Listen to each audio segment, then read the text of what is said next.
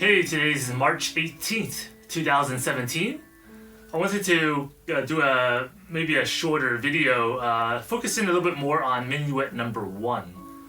What I'd like to focus on today is a little bit on the pacing of this piece. Now there's quarter notes and eighth notes in this piece, and when I sing this piece, I have a tendency to extend some of the quarter notes a little bit longer than they should be, as well as I'm getting ready to do the shifts, or perhaps the one quarter note during the shift. I'm cutting that one a little bit short, it seems like.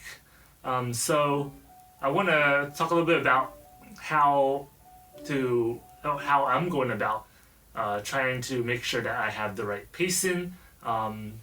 Give that a little bit more of attention, and as we do this, it'll also help me with practicing the whole piece anyway, because the shifts still need to be slowed down in order for me to find the correct notes, and yeah, I think that's sort of been on my mind a little bit this past couple of days, is that trying to slow down and make sure I have fair amount of accuracy and tonalization, hitting the right notes and letting them ring out a little bit more. I think it's important to hear that first and experience how it sounds when it's slower. So we build that foundation. Hopefully that when I speed it up a little bit more, my fingers would have strengthened, as well as found the right positions as well. So let's give this a try. Let's start off with the first two lines here, and what I like to start doing, instead of using the metronome to sort of keep pace, I'm going to try to just count it out as I play. So the time signature on this piece is 3/4 time, and so the way I'll count is a 1 and 2 and 3 and. I count the ands so that when I get to the eighth notes, those ands will be in each individual eighth note. So let's give that a try just to see how this will work, and I'll probably run through it a couple times. So the first two lines starts off on this G here. I believe it's a G. There it is. So if I count it out, it would go 1 and 2 and 3 and 1 and 2 and 3 and 1 and 2 and 3. Oh, I have to sort of reset and make sure I have my counting in place. 1 and 2 and 3 and 1 and 2 and 3 and 1 and 2 and 3 and 1 and 2 and 3 and 1 and 2 and 3 and 1 and 2 and 3 and 1 and 2 and... It's a little bit difficult to say that out loud while playing, but I was trying this just a few minutes ago, and before I got too far, I wanted to sort of record this to see how it actually sounds. One note that in the beginning where I was extending a little bit too far is measure number 4, and that one comes right after the half note. I kind of want to extend that note as I go into the next measure number 5, where it goes dun, dun, dun, dun, dun. Right before then, I feel like I want to hold that climax. So let me play from measures 1 through 4. It goes dun, dun, dun, dun, dun, dun, dun, dun, dun, dun, dun. That right there. Dun, dun, dun, dun. that D, I want to kind of hold that. It's almost like that's end of a particular phrase. It goes dun dun dun dun dun, and then it goes into this rate of dun dun dun dun dun dun. So that's why I had sort of had a tendency in my mind to hold that quarter note, but I want to make sure that I don't hold it too long. I want to hold it just, you know, the amount that it's supposed to be, which is just a quarter note. So by counting, it's kind of helped me a little bit. So let's try this one more time with counting, and you'll hear where it goes dun dun dun dun dun, and it goes right into the next note dun dun dun dun dun. So let's hear that from the beginning. Dun, dun, dun. Oh, let me count. 1 and 2 and 3 and 1 and 2. Oh, 1 and 2 and 3 and 1 and 2 and 3 and 1 and 2 and 3 and 1 and 2 and 3 and 1 and 2 and 3 and 1 and 2 and 3 and 1 and 2 and 3 and 1 and 3. So having to sort of count it out, it does kind of maybe detract from my attention to what I'm actually playing, but you know, it does tell me that that half note is 1 and 2 and then I better jump to that quarter note, and that quarter note is going to just go only going to be 3 and then I need to go into the next measure. So that's kind of helped me out a little bit. But let's see how the rest of the song goes, and I'll see how this goes with counting as well. Alright, so let me see how the next two lines go with me counting as well. So I've been counting 1 and 2 and 3 and. So starting from measure 9, it goes, starts with an E here. An A. No, sorry, this is an E. There we go. So measure 9. Let's get the counting started. 1 and 2 and 3 and 1 and 2 and 3 and 1 and 2 and. Oh, made a mistake there. Let's start from the beginning one more time. 1 and 2 and 3 and 1 and 2 and 3 and 1 and 2 and 3 and 1 and 2 and 3 and 1 and 2 and 3 and 1 and 2 and 3 and 1 and 2 and 3 and 1 and 2 and 3 and 1 and 2 and 3. I mentioned before that I was holding a quarter note a little bit longer than it should be, or had a tendency to. The quarter note in which I was cutting short is the one in which I have my fourth finger, the pinky, the weak pinky, having to extend and reach that high note in second position. So we had one of these in the first two lines in which it had dun, dun, dun, dun,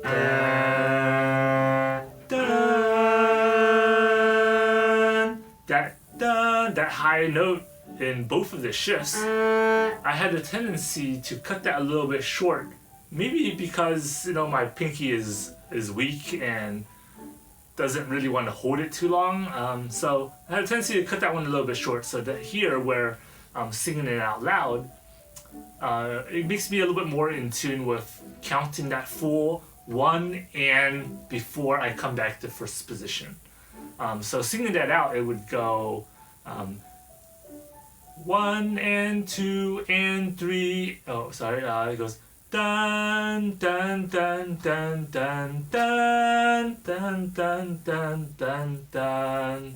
So that note that I was talking about, that's quite beautiful on the cello, is that very high E on an upper register.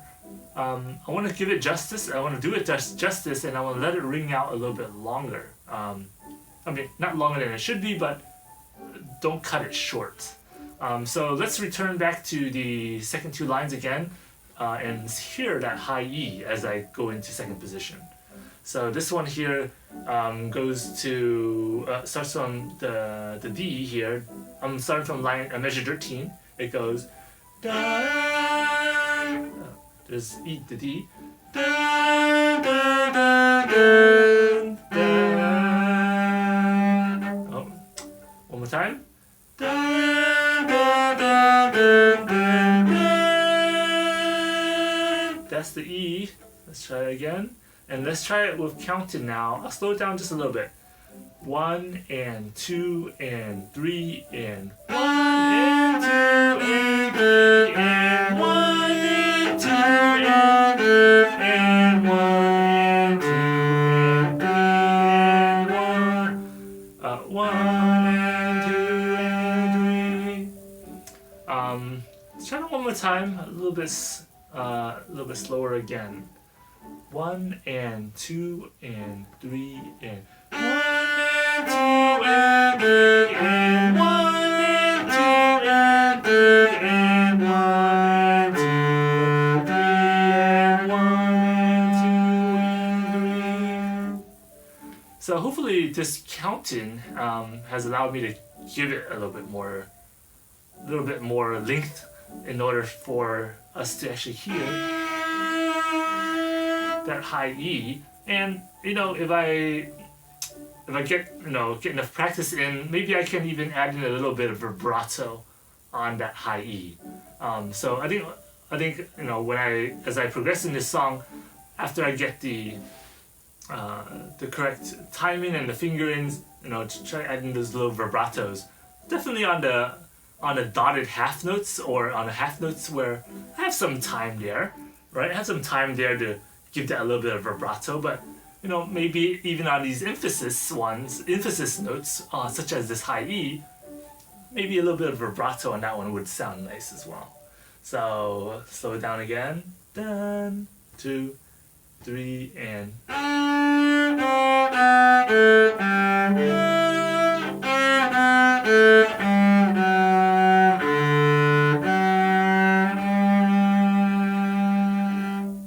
So I try to add in a little bit there.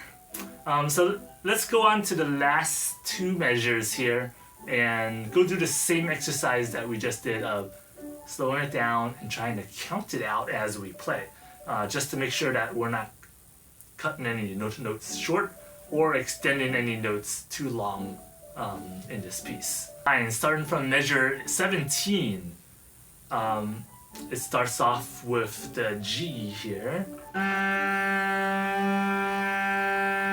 There it is.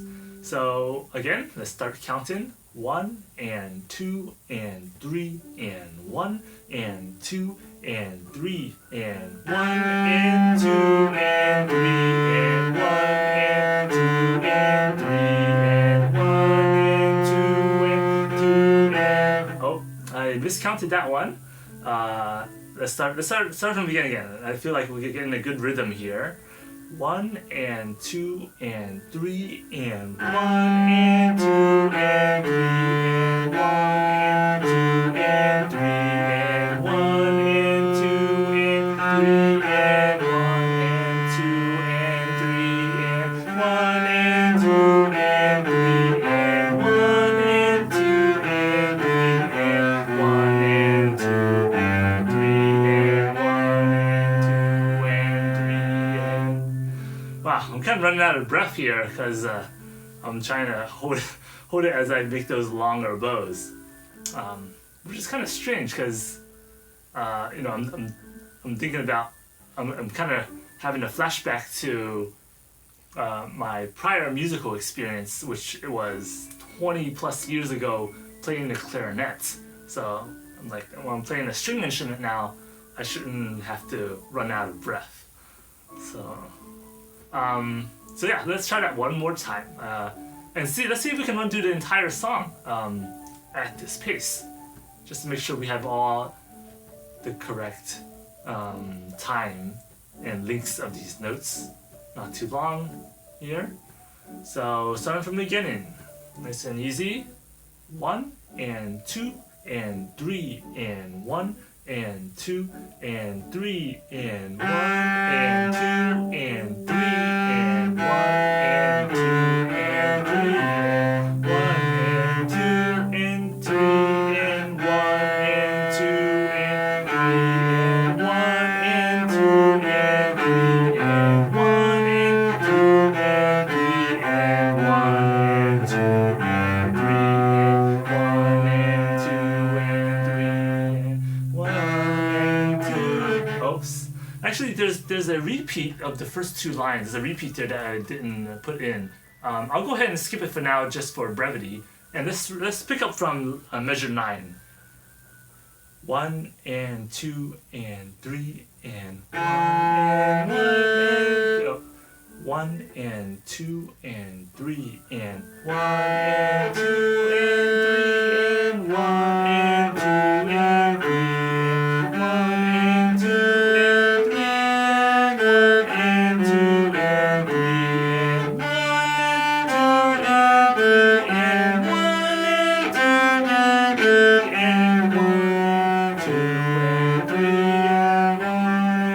and 1 and 2 and 3 and 1 and 2 and 3 and 1 and 2 and 3 and 1 and 2 and 3 and 1 and 2 and 3 and 1 and 2 and 3 and 1 and 2 and 3 and 1 and 2 and 3 and 1 and 2 and 3 and 1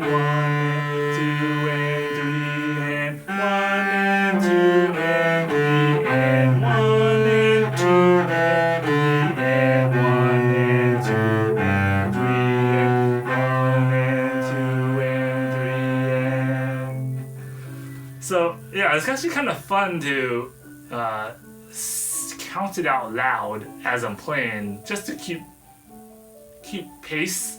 And because I'm sure you noticed before that sometimes when I play, I like to try to sing it out as well, and that sometimes helps me to keep track of where I am, and for some reason it feels a little bit more connected when I sing it out as I'm playing. I don't know if a lot of people do that while they're practicing as much, but it kind of makes me feel like less distant from the music, because sometimes when I'm playing the music by itself,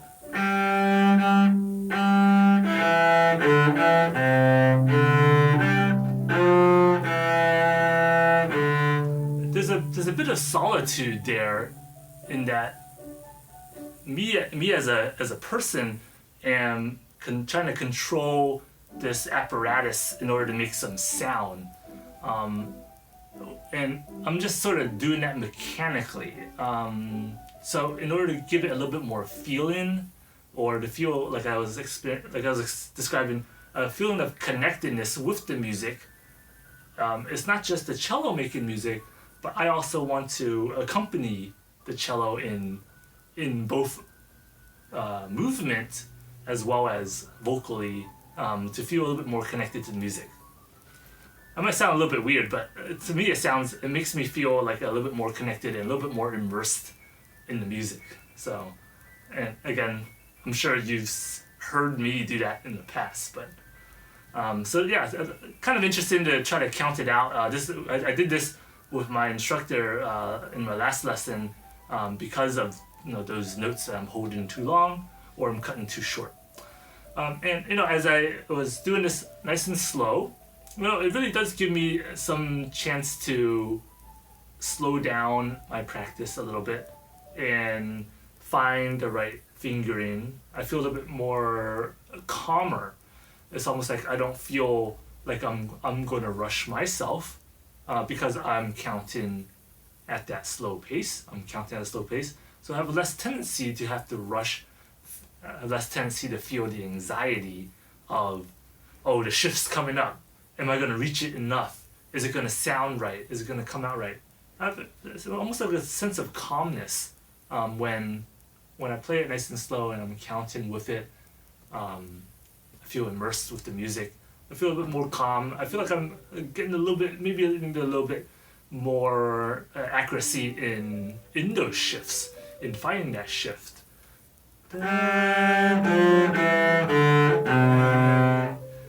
Still a little bit off, but